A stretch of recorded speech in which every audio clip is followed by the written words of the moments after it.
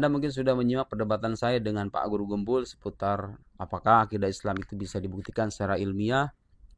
Saya sudah paparkan di sana bahwa dasar-dasar akidah Islam itu punya landasan rasional, dan pengetahuan rasional tidak bisa kita pungkiri adalah pengetahuan ilmiah karena dia melandasi seluruh produk pengetahuan manusia termasuk pengetahuan empiris itu sendiri.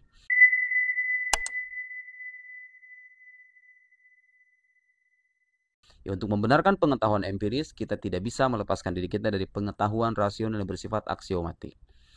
Ada di luar sana orang-orang yang mengatakan itu hanya ilmiah versi Islam. Jadi apa yang kita katakan ilmiah itu hanyalah ilmiah versi Islam. Saya ingin mempersoalkan kesimpulan ini dengan penjelasan sebagai berikut. Saudara sekalian, apakah Anda perlu menjadi Muslim untuk mengatakan bahwa buku yang ada di hadapan saya ini ditulis oleh seorang penulis? Saya tidak pernah berjumpa dengan penulisnya. Tapi menurut logika yang sehat, saya bisa sampai pada kesimpulan bahwa buku ini tidak mungkin menyusun dirinya sendiri. Dia pasti ada yang menulis. Meja yang saya gunakan sekarang ini adalah sesuatu yang dibuat. Saya juga tidak pernah berjumpa dengan pembuat kaca, pembuat kayu, dan seterusnya. Tapi logika yang sehat akan memastikan bahwa pembuat meja ini ada. Anda tidak perlu menjadi Muslim untuk mengatakan bahwa sesuatu yang ada dari ketiadaan itu pasti ada yang mengadakan.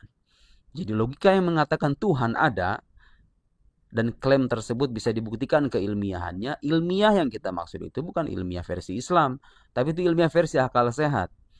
Karena logika yang sehat tidak akan pernah bisa mengimani sesuatu yang tadinya tidak ada kemudian ada, lalu dikatakan mengadakan dirinya sendiri.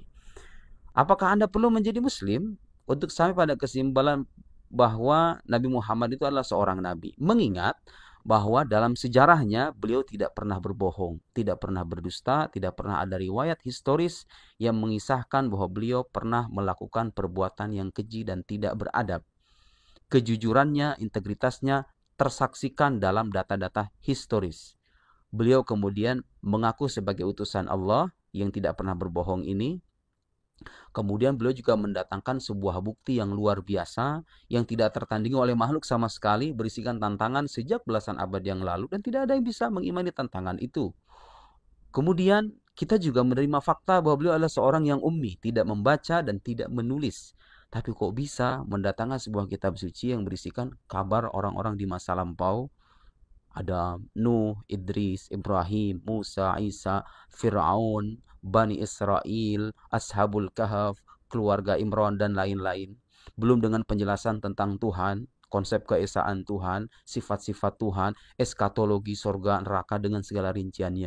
Beliau tidak pernah belajar. Tidak pernah terbukti beliau belajar kepada Rabi Yahudi ataupun pendeta Nasrani.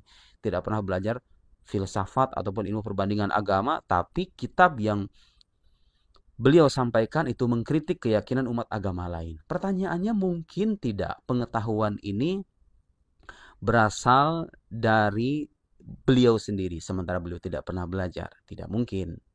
Kita tidak bisa memberikan alasan yang masuk akal kecuali menisbatkan pengetahuan ini sebagai informasi yang beliau terima dari penguasa alam semesta, yaitu Allah Subhanahu wa Ta'ala. Reasoning semacam ini tidak mengharuskan seseorang menjadi Muslim. Cukup Anda menggunakan logika yang sehat, kemudian Anda mengamati argumen rasional ini, maka Anda akan sampai pada kesimpulan bahwa Nabi Muhammad itu bukan manusia biasa. Beliau adalah utusan Allah Subhanahu wa Ta'ala. Itu yang kita imani karena kita tahu bahwa keimanan ini berbasis pada argumen rasional. Begitupun ketika kita mengatakan ada surga neraka, itu kita katakan karena kita sudah membuktikan kenabiannya terlebih dulu secara rasional tadi. Walhasil yang ingin saya katakan, apa yang kita buktikan secara ilmiah dalam presentasi itu bukan ilmiah versi Islam, tapi itu ilmiah versi logika, versi akal sehat.